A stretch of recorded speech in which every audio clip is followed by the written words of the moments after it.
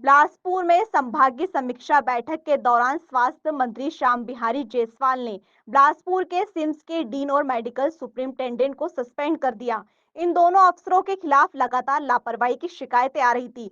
संभागीय समीक्षा बैठक से सिम्स के डीन डॉक्टर के सहारे नादार्द थे। वही बैठक में एमएस डॉक्टर एस के नया खरीदी और आय व्यय का ब्यौरा नहीं दे पाए। साथ ही आयुष्मान कार्ड से इलाज को लेकर भी लापरवाही की बात सामने आई। दोनों बड़े अधिकारियों ने वित्तीय अनियमितता और मेडिकल कॉलेज समेत अस्पताल संचालन में भारी लापरवाही की, जिसके चलते स्वास्थ्य मंत्री नाराज हुए और उन्होंने डीन और एमएस को सस्पेंड कर दिया। सिम्स के इस शासी समिति की बैठक के दौरान मंत्री ने मेडिकल कॉलेज की व्यवस्थाओं को दुरुस्त करने के कड़े निर्देश दिए हैं। उन्होंने सिम्स में बीती 3 साल में हुई खरीदी के जांच के निर्देश दिए हैं। इसके बाद स्वास्थ्य मंत्री ने संभाग के सभी सीएमएचओ और जिला अस्पताल के सिविल सर्जन समेत स्वास्थ्य विभाग के अफसर की भी बैठक ली और ग्रामीण इलाकों में संक्रामक बीमारियों को लेकर सतर्क रहने के निर्देश दिए गए हैं।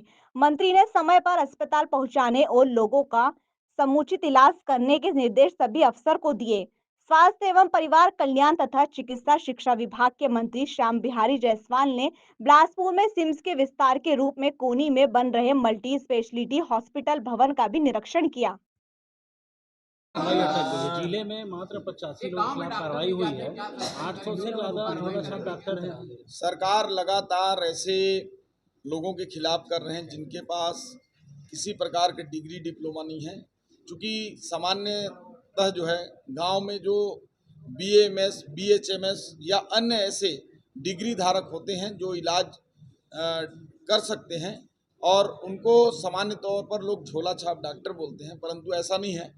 सभी झोला छाप नहीं होते हैं, कई लोगों के उनके डिग्रियां भी होते हैं और गांव में रहने वाले जो डॉक्टर विषम परिस्थितियों में बहुत काम करते हैं, मैं उनका सम्मान भी करता हूं। लेकिन जिनके पास वैध डिग्री नहीं है और जिन दवाओं की अनुमति उनको और जिन प्रैक्टिस को करने को है उसको ही करें और शासन के जो नर्सिंग होम एक्ट और स्वास्थ्य विभाग के जो नियम हैं उसके अनुसार काम करें और ऐसे नहीं करने पर शासन लगातार कार्रवाई भी कर रही है, आगे भी करेगी। गंभीर बीमारियों के लिए ब्लड का सैंपल जो लिया जाता है उसका बहुत दिन बाद रिपोर्ट आता है, इसके कारण मरीज का तबीयत बिगड़ जाता है और उनकी मौत भी हो जाती है। उसको जीनोम सीक्वेंसिंग सिस्टम यहाँ पर लगाने की बात हो रही है। भाई आपको एक साथ 4-5 लोग सवाल करेंगे कैसे होगा? सर, जिला अस्पताल की व्यवस्थाओं को लेकर थोड़ा सा प्रकाश डालिए, क्योंकि वहाँ पर डॉक्टर समय पर नहीं पहुँचते हैं। कई बार ऐसा होता है कि छुट्टी पे हैं और मरीज को कई बार तकलीफ का आज पूरे जिला हॉस्पिटलों की समीक्षा की गई है। आज काफ़ी निर्देश भी दिए गए हैं। कोई भी ऐसा स्थिति आता है तो आप बताइएगा। निश्चित रूप से सरकार जो है आम जनता को बेहतर स्वास्थ्य व्यवस्थाएं देने के लिए प्रतिबद्ध है। ये माननीय विष्णुदेव साय जी की डबल इंजन की सुशासन की सरकार है। प्रदेश में किसी भी कीमत में स्वास्थ्य व्यवस्थाओं के साथ खिलवाड़ बर्दाश्त नहीं किया जाएगा। धन्यवाद। आयुष्मान कार्ड मंत्री जी, बधाई हो आपको जन्मदिन। और डीन और रमेश को लेकर बड़ा एक्शन लिया गया है आपके द्वारा।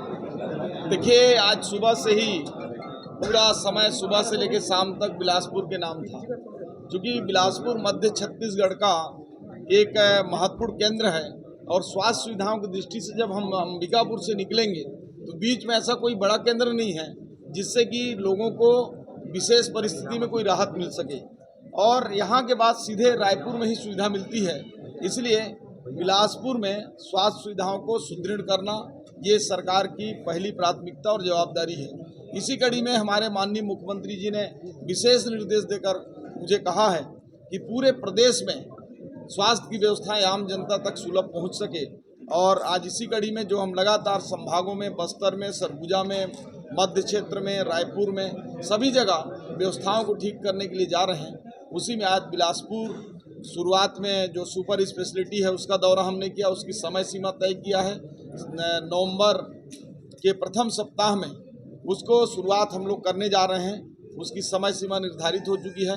कैंसर रिसर्च इंस्टीट्यूट का जो भवन का निर्माण है वो 31 मार्च तक सीजीएमएससी को हमने निर्देशित किया है।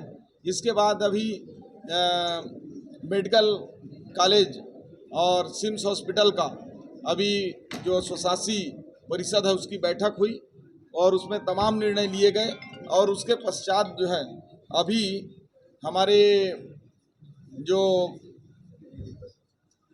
स्वास्थ्य विभाग के सभी जिलों के जिला अधिकारियों के साथ बैठक हुई और पूरे संभाग के स्वास्थ्य सुविधाओं को लेकर चर्चा किया गया और इन चर्चाओं में तमाम मौसमी बीमारियों से लेकर आने वाले समय की जो स्वास्थ्य संबंधी दिक्कतें हैं, जो समस्याएं हैं, किस प्रकार से हम और अच्छा सुदृढ़ कर सकते हैं, उस पर मैराथन बैठक हुआ है। एमएसओडी के ऊपर एक्शन लिए हैं, क्या खामियां पाए हैं उसमें जो आपने एक्शन लिया है? दो लोगों को जो सस्पेंड किया है, आरोप क्या है जिस आधार पर आपने? मेडिकल कॉलेज में आज स्वशासी परिषद की बैठक थी, जिसमें पिछले समय की खरीदियों का कोई ब्यौरा विस्तार से उसमें नहीं है। पिछले समय का आय व्यय का भी कोई लेखा जोखा विशेष रूप से नहीं है।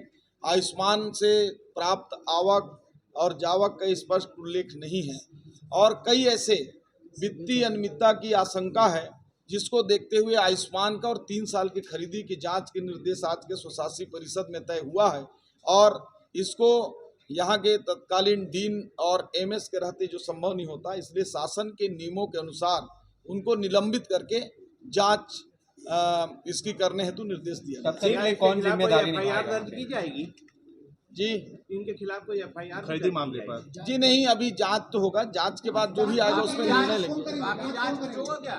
इसको जांच में विभागीय जो सीएमई को निर्देश दिए हैं, अब जो कमिश्नर मेडिकल एजुकेशन अब जिस माध्यम से भी जांच कराएंगी, स्वयं करेंगी या फिर किसी अपने अधीनस्थ अधिकारी के माध्यम से जांच होगी। अभी प्रभार किसको में जो जांच हुई थी अभी प्रभार किसको की है? उसमें अभी प्रभार डॉक्टर का ये विभाग अभी आदेश जारी करेगा, मुझे अभी ये ध्यान नहीं है, लेकिन कोई न कोई प्रभार लेगा, क्योंकि ऐसे मामलों में कई ऐसे मामले हैं। आज प्रस्ताव में एक आया था 1.5 करोड़ रुपए का 1500 जो चादर है उसकी खरीदी का, तो 10,000 के कौन सा एक चादर होगा। तो इस प्रकार की काफी पिछले समय में ऐसा लगता है कि खरीदी हुआ होगा और 3 सालों की जो खरीदी हुई है उसकी पूरी जानकारी, आयुष्मान से आवक और जावक